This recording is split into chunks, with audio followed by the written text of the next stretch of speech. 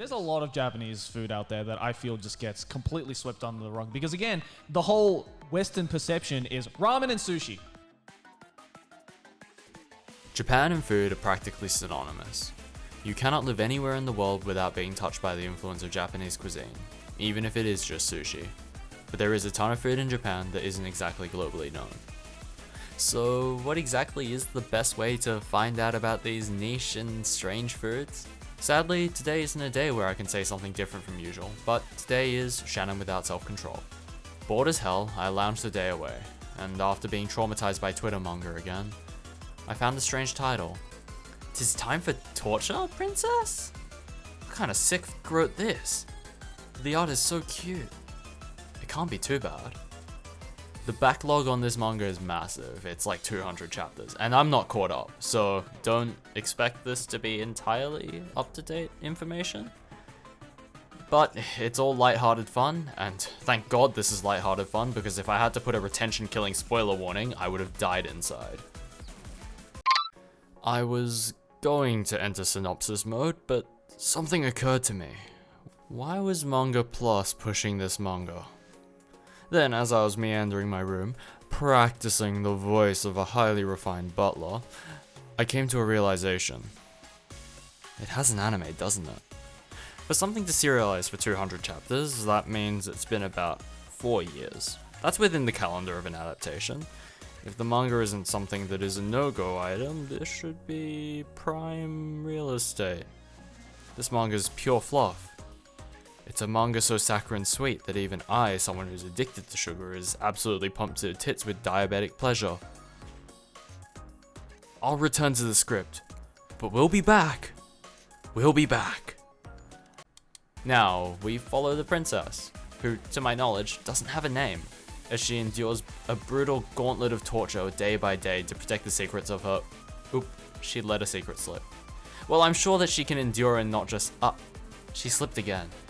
Man, will she ever? No. Now, the formula is simple. Torchan tortures the princess, and the princess's lips will fall open perfectly. But what's making her spill the beans? Food. Food. But by God is this manga so relatable for that. Every single panel with food is a delicacy. A feast that cannot be eaten. It's a fucking drawing. How am I meant to eat that? But it's so fucking tasty looking. Man, I just left Japan. Why are you sending the temptations now? I can't find this in Australia. Fuck. Sadly, the princess's torture ends in her satisfaction, and it ends in my actual torment. The manga is a ruckus. A crazy situation is presented, and a crazy solution is offered. Torture comes, and satisfaction follows. The manga is so fucking fun. It may not be the beacon of hilarity that something like Grand Blue is, but this manga does not ever have a moment which won't make you giggle.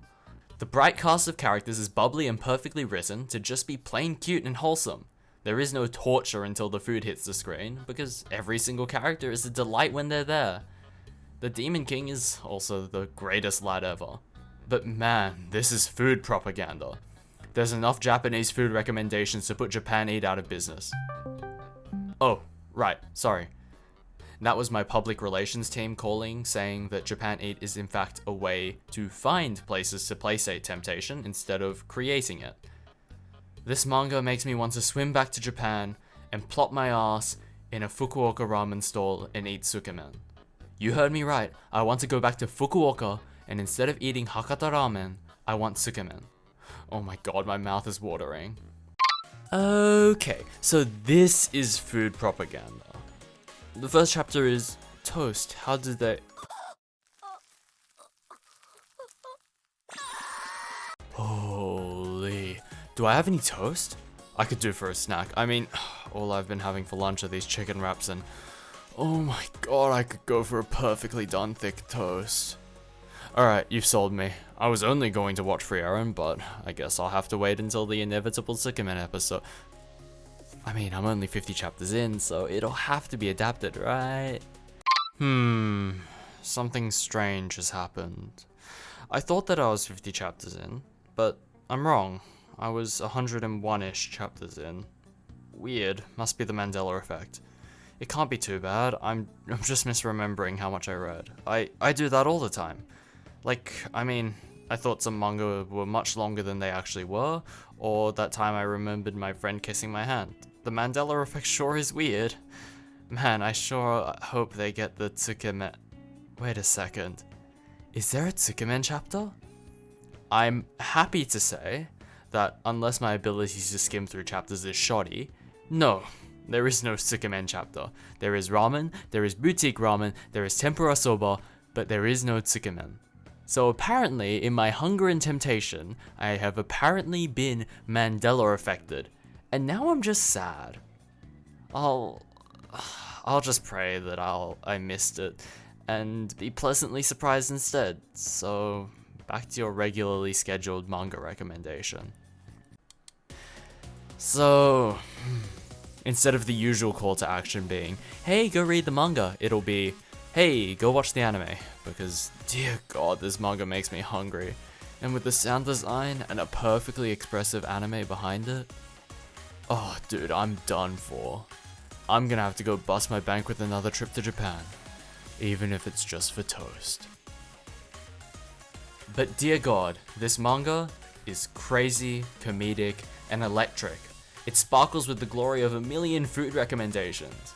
If you're going to Japan, hell, if you just want to feel hungry, god damn, this manga does it right.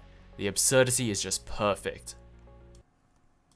So, this video I thought was going to be a lot shorter than it actually was until the anime interjection and then the Tsukemen interjection, but if you've watched up until this point, please subscribe, because if the number gets bigger, I'll be happier, and after getting even like 100 views, I was ecstatic, so a few more subscribers would help. Thanks!